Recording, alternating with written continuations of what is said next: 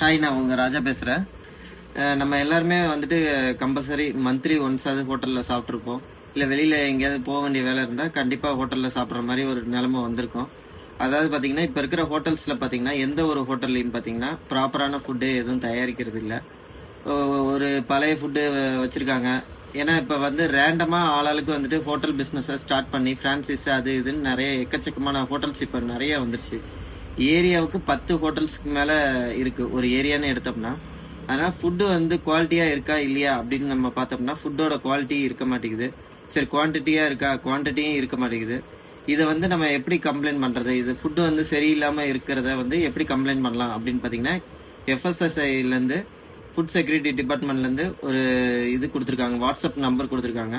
இந்த வாட்ஸ்அப் நம்பர்ல நம்ம எப்படி கம்ப்ளைண்ட் பண்ணலாம் அப்படின்னு பாத்தீங்கன்னா, இப்போ ஃபுட்டு வந்து சரியில்லைன்னு உங்களுக்கு தோணுச்சுன்னா அந்த ஃபுட்டை ஒரு போட்டோ எடுத்துக்கோங்க. கம்பல்சரி அங்க ஒரு பில் கம்பல்சரி நீங்க அங்க சாப்பிட்ற ஹோட்டல்ல பில் கம்பல்சரி வாங்குங்க. சில பேர் பில்லு இல்லைன்னு சொல்லுவாங்க, ரிட்டன் பில்லாவது வாங்குங்க. வாங்கி அந்த கடையோட பேரு, லொகேஷன் இதை வந்து எக்ஸாக்டா நீங்க போட்டோ எடுத்து என்ன கம்ப்ளைண்ட், எக்ஸாக்டான கம்ப்ளைண்ட், அதாவது பொய்யான கம்ப்ளைண்ட் எதுவும் கொடுக்காம எக்ஸாக்டான கம்ப்ளைண்ட் என்னவோ அந்த கம்ப்ளைண்ட்டை வந்து நீங்க ரைஸ் பண்ணி அந்த வாட்ஸ்அப் நம்பர்ல அனுப்பிச்சிங்கன்னா உங்களுக்கு அவங்க வந்து இந்த கம்ப்ளைண்ட்டை எடுத்துக்கிட்டோம் அப்படின்னு சொல்லிட்டு ஒரு நம்பர் உங்களுக்கு கொடுப்பாங்க. அந்த நம்பரை வச்சு நீங்க வெரிஃபை பண்ணிக்கலாம். இப்ப அந்த வந்துட்டு கம்ப்ளைண்ட் பண்ணது என்னாச்சு அப்படின்னு. இந்த கம்ப்ளைண்ட் ஏன் கொடுக்க சொல்றேன் அப்படின்னு நீங்க பாத்தீங்கன்னா, நிறைய பேர் வந்துட்டு இப்ப நம்ம ஃபுட்டு எனக்கு பிடிக்கல, நான் வந்துட்டு வேண்டாம் அப்படின்னு சொல்லிட்டு நான் பக்கத்து கடையில போய் சாப்பிட்றேன், அது ப்ராப்ளம் இல்லை.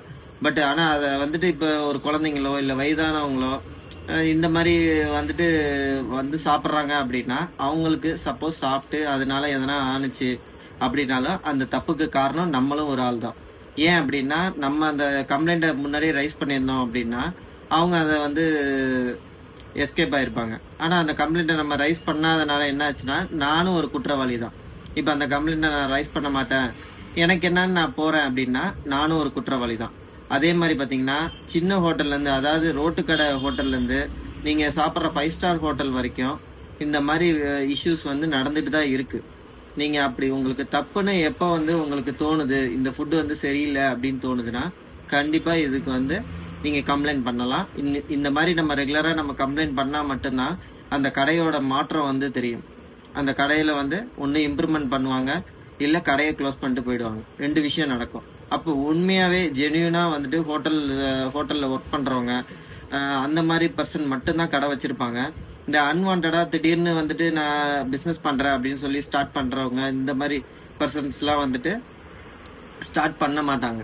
முழுமையா ஒரு விஷயத்த தெரிஞ்சுக்கிட்டு அதுக்கப்புறம் ஸ்டார்ட் பண்ணுவாங்க.